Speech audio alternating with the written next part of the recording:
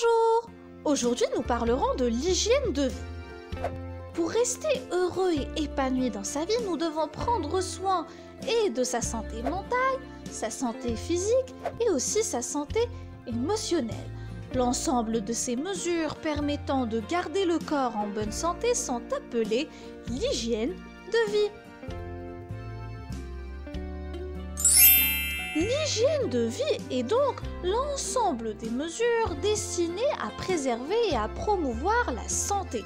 Elles comprennent une bonne alimentation, une activité physique régulière et finalement un bon sommeil.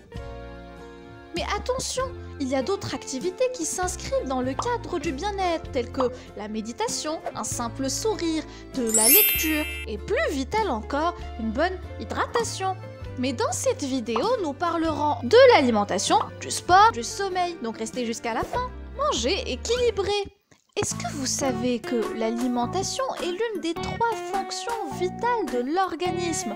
On ne peut survivre sans s'alimenter, sans se nourrir, parce que c'est ce qui permet d'avoir de l'énergie afin de faire les activités quotidiennes.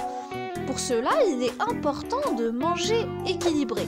Manger équilibré, c'est manger à la fois varié, complet et en quantité adaptée. On verra ça tout de suite. Manger varié. On a tous entendu parler de ça. Pour ta santé, mange au moins 5 fruits et légumes par jour.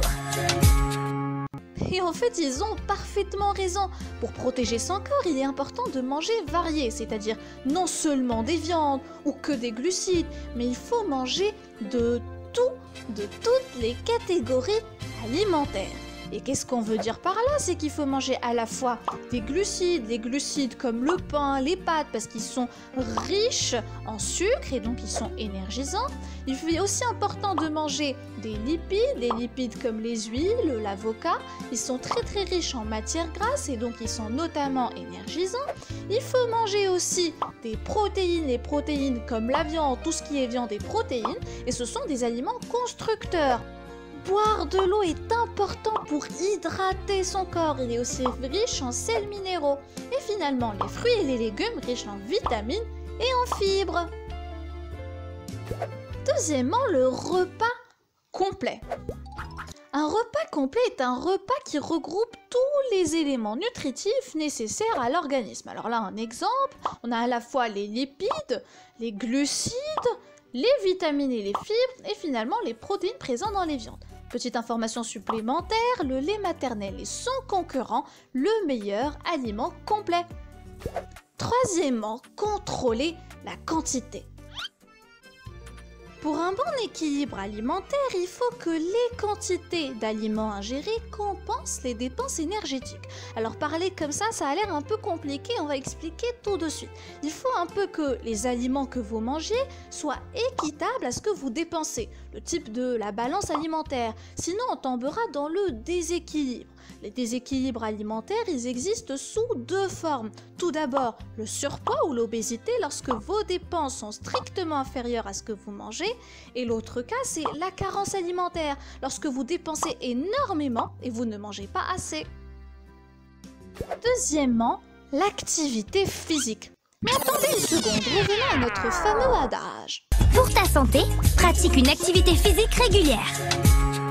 Et oui, bien sûr, là pas besoin de vous en dire plus, le sport est très important pour le maintien de la santé du corps. Le sport sous toutes ses formes, une course, une natation, et même les tâches ménagères à la maison peuvent être considérées comme une activité physique, le but étant de vous faire bouger. Quelques informations supplémentaires, le sport réduit de 70% les risques de maladie d'Alzheimer, 35% de maladies cardiovasculaires, il diminue considérablement le risque d'obésité et de maladies articulaires. Mais pas que. Le sport permet aussi de réduire de 70% le risque d'être atteint de diabète de type 2, comme en cours, on brûle de l'énergie du sucre, 45% les maladies immunitaires et aussi 30% les maladies dépressives et psychiatriques, puis finalement, il augmente la longévité et donc l'espérance de vie en bonne santé. Le sport, que ce soit du yoga, une course, de la marche ou même les jeux collectifs comme le football, le handball, en tout cas vous vous épanouissez et faites comme bon cela vous semble. Dormir suffisamment. Quand arrive la nuit, ton cœur peut s'apaiser. Ne pleure plus mon petit, c'est l'heure de rêver. Et oui les amis, aussi anodin qu'il en a l'air, mais en fait dormir est extrêmement important pour votre système immunitaire, pour soulager votre cerveau et aussi pour reposer votre cœur. Les médecins recommandent pour les enfants entre 6 à 12 ans de dormir de 9 à 12 heures par jour. Et pour les plus flemmards, une petite sieste quotidienne ne vous fera pas de mal. Voilà les amis, après avoir parlé des 3 activités à savoir sommeil, alimentation et sport, à la fin de toutes les journées, posez-vous ces 4 questions. Est-ce que j'ai mangé équilibré toute la journée? Checké. J'ai bu au moins 1,5 litre d'eau par jour? C'est fait. J'ai pratiqué du sport, ne serait-ce qu'une simple marche?